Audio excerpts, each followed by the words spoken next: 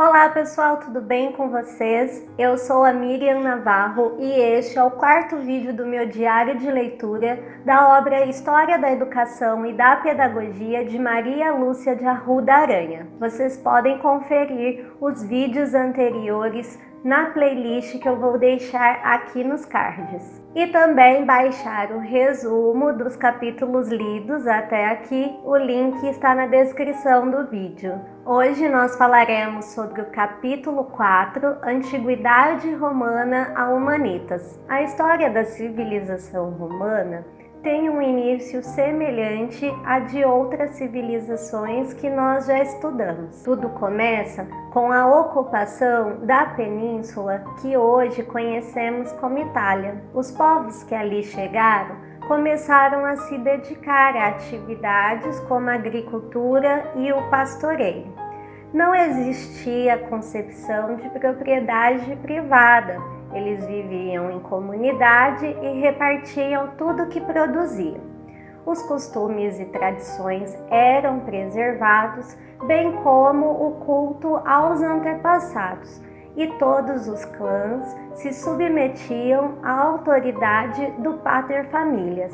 A partir do ano 753 a.C., temos a fundação de Roma e o crescimento da cultura de cereais e o comércio, o que gerou profundas transformações naquele povo. Roma ganha o status de cidade e surge o conceito de propriedade privada, gerando também a divisão de classes. A partir deste momento, a sociedade romana divide-se em patrícios, que eram os aristocratas de nascimento, os plebeus, que eram comerciantes, camponeses, artesãos, pessoas sem direitos políticos, os clientes, que eram pessoas dependentes de aristocratas, ou seja, de patrícios, e por fim os escravos, que geralmente eram prisioneiros de guerra ou plebeus que perdiam a sua liberdade por causa de dívidas. A partir do ano 509 a.C.,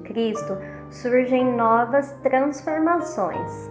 Com a expansão do comércio, alguns plebeus acabam enriquecendo, gerando uma nova aristocracia. A consequência natural foi uma grande luta de classes.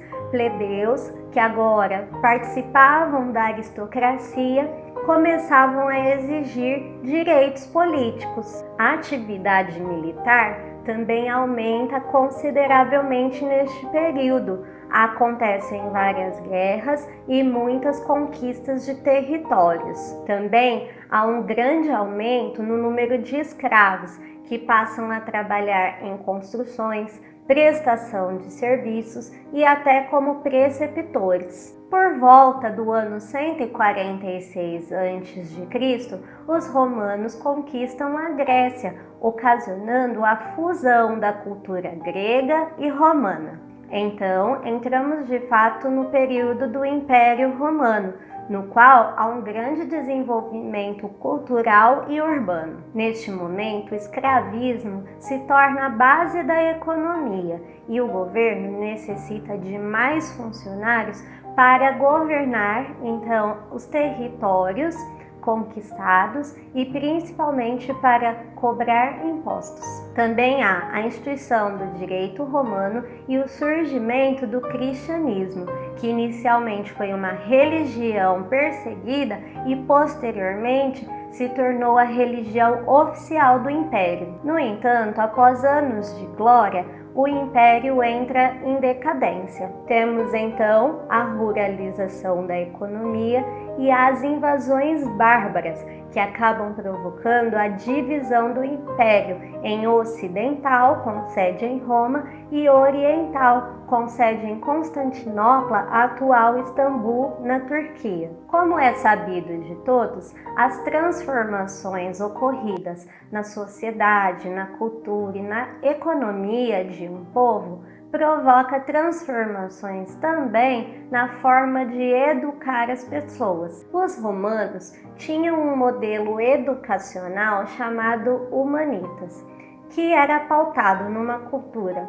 humanística, cosmopolita e universal. Assim, buscavam transmitir conhecimentos, ideais e valores que fossem úteis a todos os homens de todos os lugares e todos os tempos. Este modelo tinha algumas semelhanças com a paideia grega e buscava a formação de um indivíduo moral, político e virtuoso. A educação na Antiguidade Romana pode ser dividida em 3 fases. A primeira é a educação heróico-patrícia, voltada para os patrícios, ou seja, aristocratas, donos de terra ou guerreiros.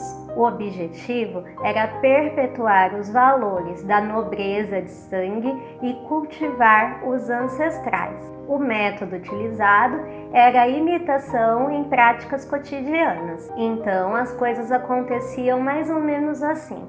Até os 7 anos de idade, as crianças permaneciam sob o cuidado da mãe. Após esta idade, as meninas permaneciam no lar para aprender as tarefas domésticas e os meninos eram introduzidos na vida social. Eles acompanhavam o pai em eventos políticos e culturais e também tinham a oportunidade de aprender a ler, contar, praticar esportes e manejar armas. Aos 16 anos, eles eram encaminhados para a função militar ou política. Já na segunda fase, com a expansão do comércio, o enriquecimento de plebeus e as conquistas territoriais, há uma grande demanda por instrução, ocasionando o surgimento das escolas. Temos então as escolas elementares particulares, nas quais as crianças de 7 a 12 anos podiam aprender a ler, escrever e contar, as escolas dos gramáticos,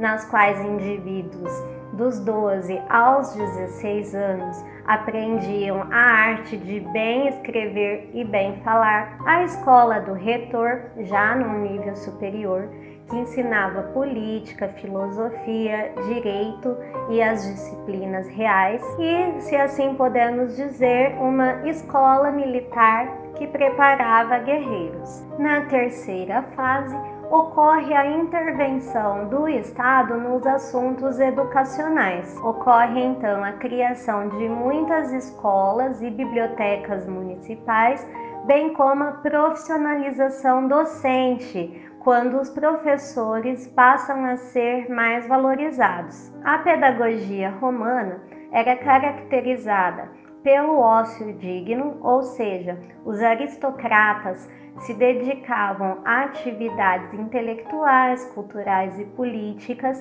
enquanto os escravos faziam todo o trabalho braçal, pela educação prática voltada para o cotidiano e para as ações políticas, também pela memorização, castigos, imitação e a tendência essencialista, que significa tornar o homem aquilo que ele deve ser. Vamos falar agora dos principais representantes da pedagogia romana. Temos Catão, o Antigo, que não gostava nada dessa fusão da cultura grega com a romana e defendia a volta às tradições e às origens. Varrão, que ao contrário era adepto dessa fusão, valorizava toda a contribuição grega e acabou desenvolvendo trabalhos sobre gramática e virtude. Cícero, que era um grande defensor da humanitas, ou seja, de uma educação universal e cosmopolita. Sêneca, do qual vem a máxima: não se deve educar para a escola, mas para a vida, que recebeu grande influência do estoicismo e defendia o estudo da filosofia para o domínio das paixões e o bem viver. Plutarco, que enfatizava bastante a biografia de grandes homens, tanto gregos quanto romanos, para a formação do cidadão, e Quintiliano, que defendia o ensino aliado à recreação para não se tornar enfadonho, também as atividades em grupo e a formação literária. Nos próximos capítulos veremos ainda uma outra tendência, que é a educação cristã. Espero que tenham gostado deste breve resumo do 4º capítulo sobre a Antiguidade Romana. Deixem um like, se inscrevam no canal, baixem o resumo e compartilhem esse conteúdo com os seus amigos. Um beijo e até o próximo capítulo. Tchau!